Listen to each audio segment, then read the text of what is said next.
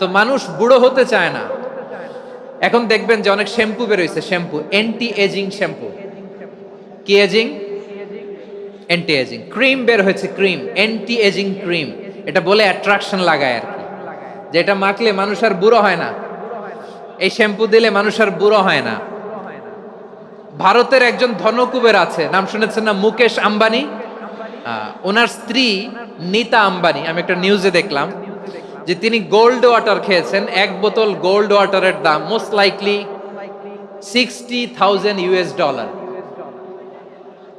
$60,000 এক বোতল gold water. কেন? এটা খেলে বার্ধক্যের ছাপ নাকি চেহারায় লাগে না। কিন্তু মানুষ যতই বয়স ধরে রাখতে চাক এই দুনিয়ার জামিনে, সে কি তার বয়স লুকাতে পারে?